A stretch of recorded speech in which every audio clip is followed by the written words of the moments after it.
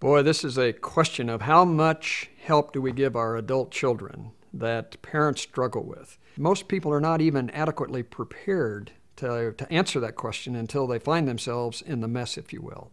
Let me give you kind of 8 principles or suggestions that can guide how much you want to help your adult children. There's not right or wrong answers here, but there are some principles. The first principle was don't ever use your wealth to manipulate their behavior.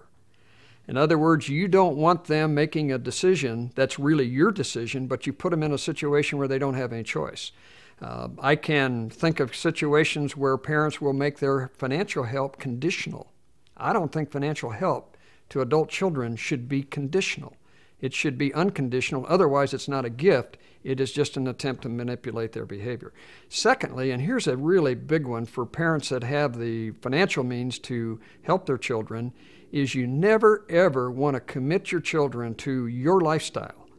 They need to settle in on their lifestyle. People who help their children buy homes, for example, many times put their children into a situation where they've changed their lifestyle and they've committed their children to a lifestyle that their children really can't afford or really don't want to afford. Thirdly, you never, ever want to destroy the need for your children to provide for themselves.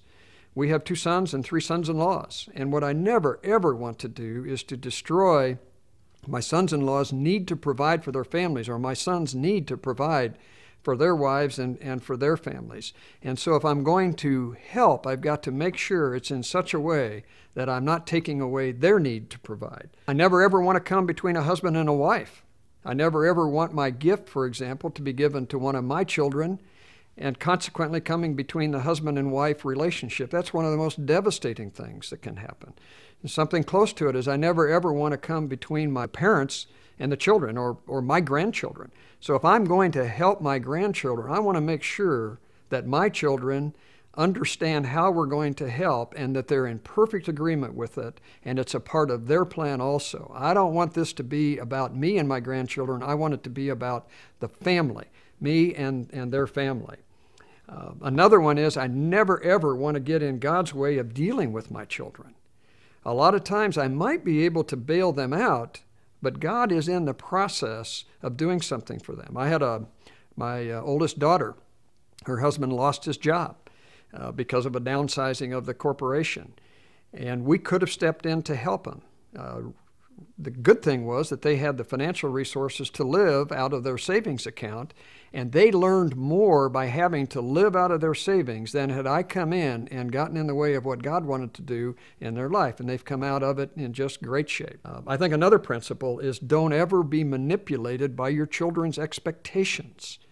You know, it is the fact that God gave you the financial resources. He didn't give it to them, and you're the one who has the stewardship responsibility over those resources.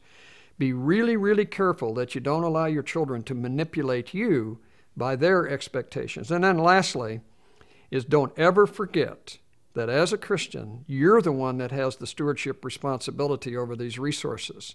And how you use them, you're accountable for. And when we stand before the Lord, at some point, He's going to say, how'd you do with what I entrusted you with? And one of the things that I really want to be well satisfied with is how did I handle my children and my grandchildren? And it's far more difficult when they're adults than when they were children. And you'll find the same thing if you don't yet have adult children.